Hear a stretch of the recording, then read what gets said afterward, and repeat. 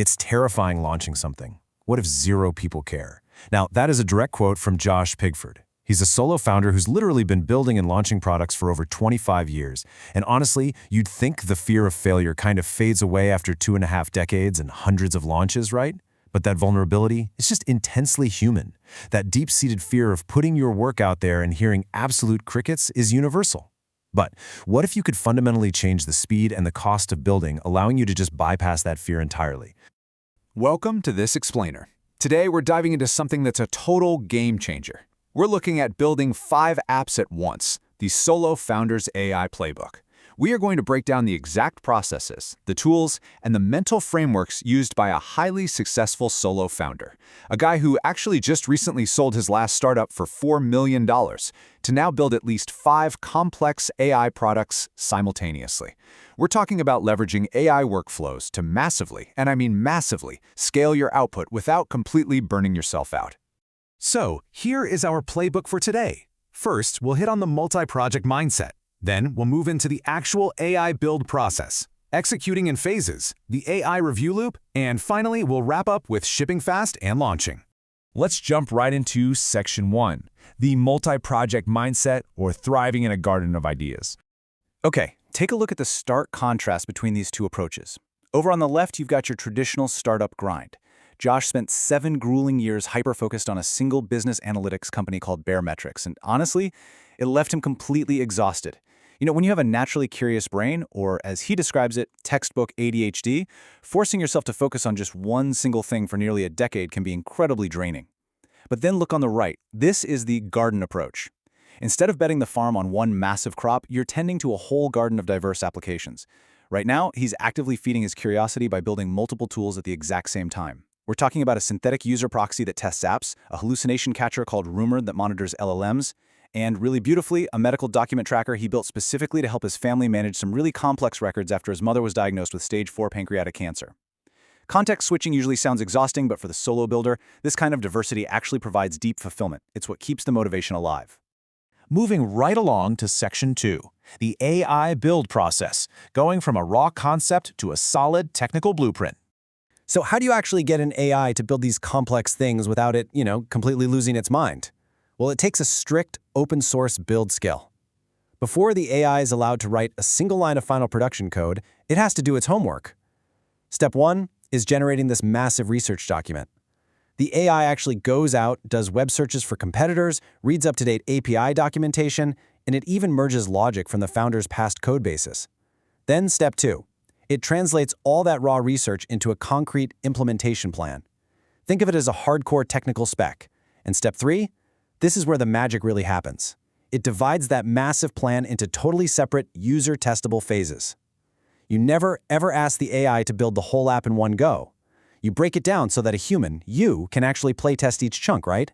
You need to feel if the UI is clicking or if the thing is loading way too slowly. Which brings us to Section 3, executing in phases. This is all about preventing AI hallucination.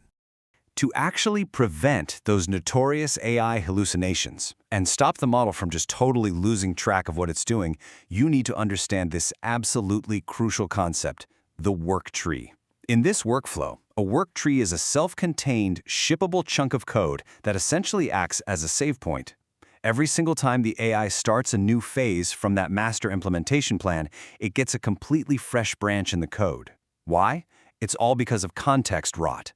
If you just keep feeding an AI the exact same massive, rambling, evolving conversation, it eventually just gets confused and starts breaking things. Giving it a fresh work tree prevents all that hallucination.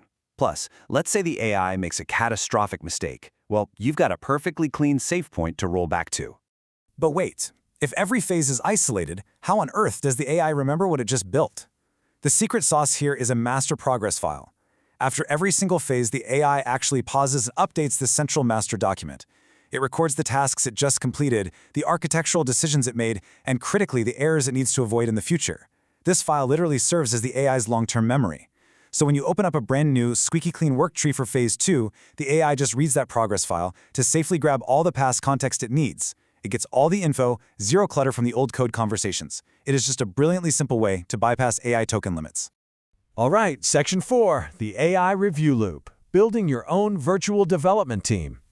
Look, because AI code is pretty much never perfect on the very first try, you have to treat different LLMs as your very own virtual developer team. Just look at this tech stack. Claude Opus is the one handling the heavy lifting. It does all that initial planning and the massive first-pass coding. But Opus misses things. It just does. So you bring in a completely different model, GPT 5.5, strictly for adversarial review. Its entire job is to read the code Opus just wrote and actively try to break it. And invariably, GPT finds about 3 to 5 bugs that Opus completely overlooked. Finally, you have an app called Conductor, managing all these different automated work trees. It sets up the ports and environments so you can seamlessly run like 10 different app builds simultaneously across different browser windows.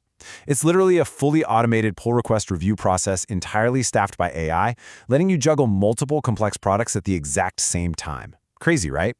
Now, even with a top-tier AI team, you are going to hit a breaking point. Enter the but for real skill. When the AI is just being lazy or it's totally failing to fix a stubborn issue, Josh runs this custom open-source skill, which essentially acts as an overly aggressive senior developer. It aggressively prompts, or honestly, it basically bullies the LLM into double-checking its own work. It says something like, "Hey man, you almost certainly screwed some stuff up. Go back over it again." And amazingly, the AI apologizes and magically finds the exact bugs it was previously ignoring. It's hilarious, but man, it is absolutely necessary for a solo builder's sanity. Finally, Section 5, Shipping Fast and Launching. How to bypass the perfection trap. Listen, having an incredible AI team is completely useless if you don't actually put the product in front of real people. Look at this 24-hour build cycle. This visually emphasizes the sheer breakneck velocity of an AI-powered workflow.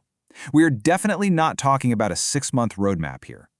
At hour 1, the founder is just messing around in Adobe Illustrator, playing with fonts and colors to get a vibe and pick a name. By hour 5, the AI has already generated deep technical research and specs. By hour 16, the AI is actively iterating through those phased work trees and that adversarial review loop we talked about. And by hour 24, the whole product is live. Done. Josh frequently launches apps the exact same day he thinks of them. Spending months secretly building an unvalidated idea is a terrible, terrible trap. So what should you actually take away from this launch philosophy? First off, ditch the coming soon landing pages. Just stop. They are a distraction born completely out of fear. Instead, use your AI workflow to build the actual app and just shove it out into the world. Furthermore, if your app requires servers and infrastructure, you always charge for it. This isn't a charity. And here is the brutal, honest reality check for solo founders out there. If the app launches and it doesn't make enough money to even cover its own server costs, you have to be willing to shut it down quickly. Refund the few users who actually did pay, learn whatever you can from the mistake, and just move on to the next plant in your garden. I promise you, your reputation will survive. So, we've seen how to maintain that critical multi-project mindset, how to strictly structure your AI research, how to isolate your work trees, and how to create a really rigorous AI review loop. The barrier to execution, it has completely collapsed. You quite literally have the equivalent of a senior development team sitting inside your laptop right now. So the only real question left to answer is, what will you launch today?